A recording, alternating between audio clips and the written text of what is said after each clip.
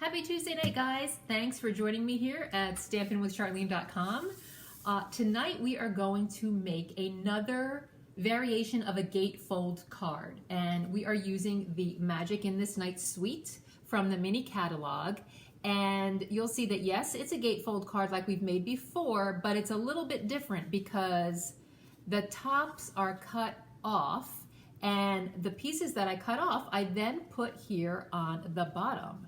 So it's a fun variation on the gatefold. So let's get started with this fun tutorial. Once again, like all the projects, it might seem a little confusing, but when you follow the video step by step, it's so easy, and I'll have all the measurements there for you.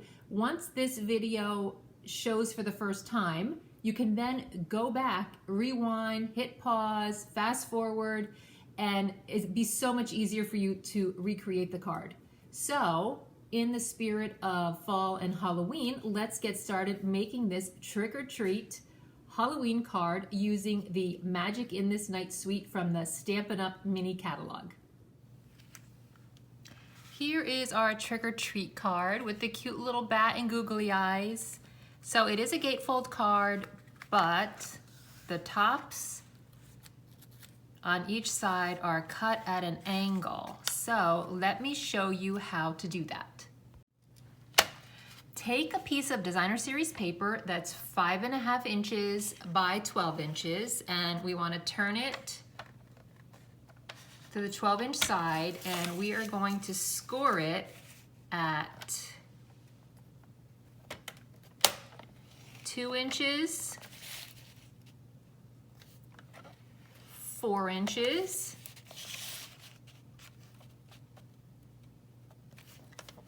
8 inches, and 10 inches. And remember, the scoring blade is the lighter blade on your paper trimmer. So now it is scored at 2, 4, 8, and 10. Now I'm using a small sheet of grid paper which has a ruler on the side. It has measurements. So what I want to do is take a pencil and measure down at 2 3/4 inches, and I want to make a pencil mark there on both sides of the paper. So 2 3/4 inches, and then I'll just move it over here, make sure it's lined up at the top, and then make another pencil mark on this side at 2 3/4 inches. So now what I'm doing is I have my paper trimmer. This is the score line that is at the 8-inch mark, and here is my little tick mark at 2 3/4. So what I want to do is line up the top of this score line here in my little paper cutting groove, and then I want to turn the paper so that the little tick mark is in the groove. So we are going to cut from this score line that's at the 8-inch mark down to the 2 3/4 inch little tick mark that we made, and that is how we cut off the top piece of the card, and we want to do that on both sides. So now I am aligning it in this direction. So this is my 4-inch score line, and here is my little 2 3/4 inch tick mark, and I am lining that up in there like that, and I'm going to cut that piece off too. So that is how we come up with the card base that has the gatefold with the top pieces cut out. And we want to make sure that we hold on to these two pieces that we cut out. So now let's take our two little triangles, and you'll see that they have this little fold on there. So we will put that in our paper trimmer, and we want to cut off that little tail. So we will be left with this, and we want to do that on both pieces. Cut off the little tail, and we're left with this. So you'll see on my sample card, I folded the paper this way with the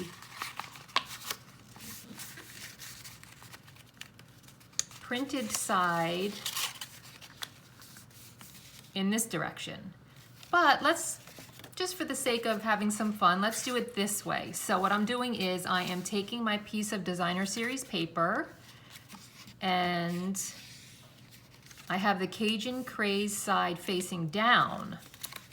So I'm gonna fold it like this. And then I have these two pieces and I am going to just take my multi-purpose liquid glue and adhere them to the front of each side like that.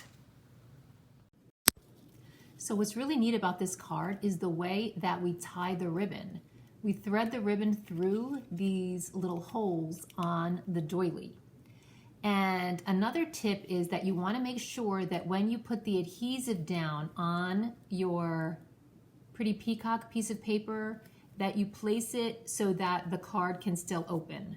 So yes, it's really easy, but there is some technical stuff that you have to make sure you do so that the card opens. And you want to make sure that on the trick or treat piece, you also only put the adhesive on one part so that the card opens. But how fun is this threading of the ribbon through the doily? I love it. Okay, now the gatefold card is done, so let's work on the embellishment. And what I'm gonna do is, this is a piece of Pretty Peacock cardstock, and it's cut down to 2.5 by 2.5. And that just lays nice and perfect underneath our 3 by 3 square vellum doily. Now, I'm gonna show you how I thread the ribbon through the sides of the doily. So we're gonna place it on the card sideways. So let's take our doily and let's take a piece probably about 20 inches long of our metallic silver ribbon. And then what I did was I went into the second hole over and I just crumbled it up and thread it through, pulled it through, came up on the other side on the second hole there. And then I pulled it so that I had enough ribbon to tie the bow on the side, like I did here. So let me just move this out of the way for a second. And we'll just tie the bow here on the side. I love the metallic ribbon. It's really, really, really easy to work with. I also want to add that I am stocking up on this metallic ribbon. Like, yes, with these cards, it looks spooky, but this would be great for a Christmas card or even for Valentine's Day with the reds and the pinks. I love it because it's so lightweight. It's easy to use. It's wide, so it really creates a statement, but it's not too bulky and thick that it hinders the card. It's just really easy to play with, and like you've seen on the cards that I used it on, it's easy to place things over it. So stock up on this metallic ribbon. Okay, so there we have our nice bow on the side. So now what we're gonna do is take our piece of Pretty Peacock and we will put some adhesive just in the center, and make sure you turn it like that and place the doily right over that, just like that.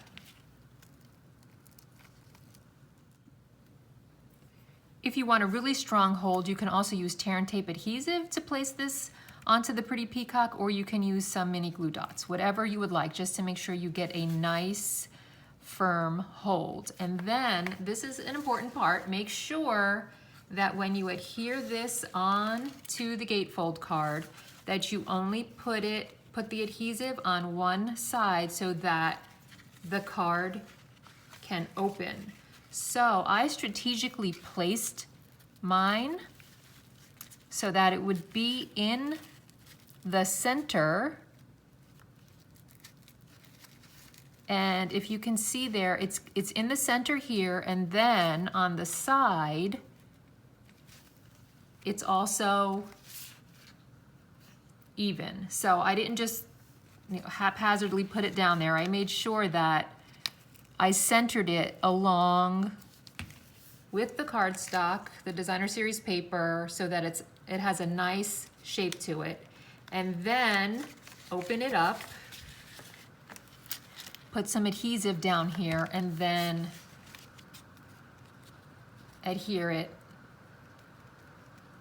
in the center so that it has a nice geometric look to it, and you can still open it.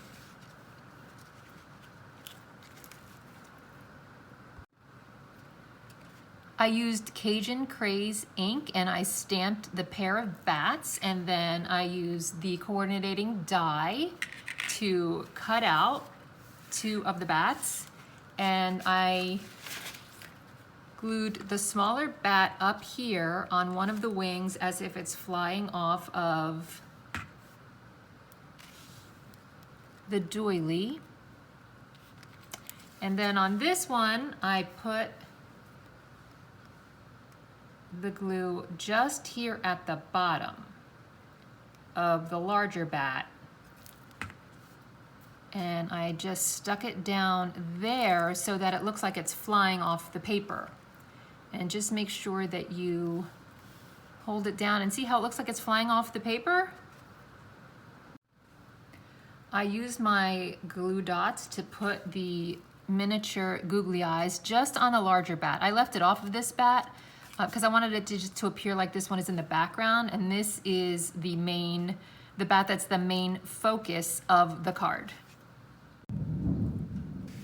And now for the trick-or-treat sentiment, make sure you put the glue only on one side so that you can open the card without any problem whatsoever. It just opens. It's so fun. For the inside, I have a piece of Whisper White cardstock that I cut down to fit on the inside so that you can write your sentiment on there.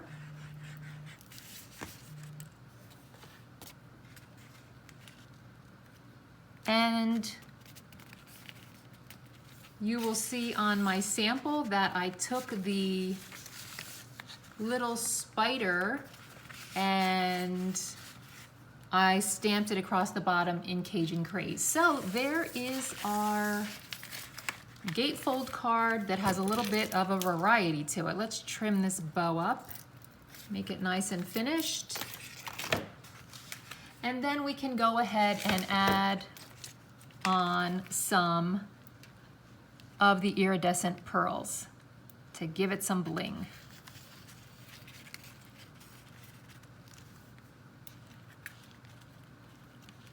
There you have it. Trick or treat.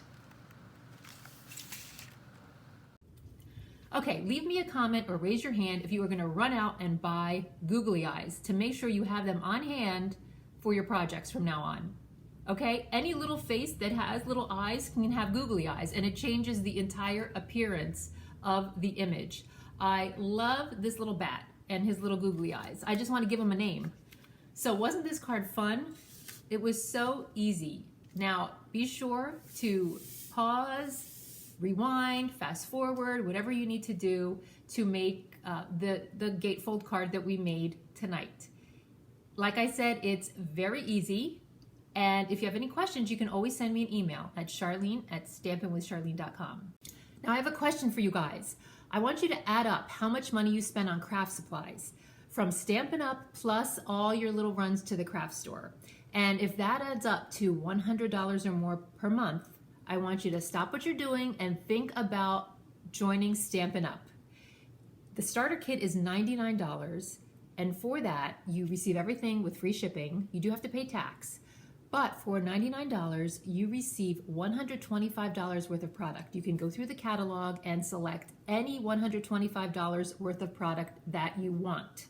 For the month of September until September 30th, you also get an additional 2 free stamp sets, a pack of rhinestones, and 2 sets of pre-cut card supplies. So when your kit comes in the mail, when all the supplies get there, you can just get going and get ready stamping. Everything is ready for you. It's called the Get and Go promotion.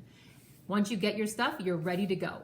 So I would love for you to consider it, because if you are spending that much at a craft store and Stampin' Up, you really, really want to consider becoming a Stampin' Up demonstrator. You'll be able to get a discount on the products. You'll be able to get the insider information and see new products before the rest of the world. You can pre-order things before anyone else can. And the best part is the community. I have developed so many dear friends over the past almost 2 decades that I've been a demonstrator, through other demonstrators and my customers just like you. We have really become a family. Some of you have been with me since my girls were in elementary school. Now one is married, they have both graduated college and have careers. So that's probably one of the most things that I love about Stampin' Up is the community. And I would love to have you be a part of my team. So send me an email, give me a call. I'd love to talk to you about it more. If you are spending that much money, it really does make sense to join so you can get the discount and reward yourself for your investment in your creative activities. Thanks again for watching tonight, and I will see you next Tuesday.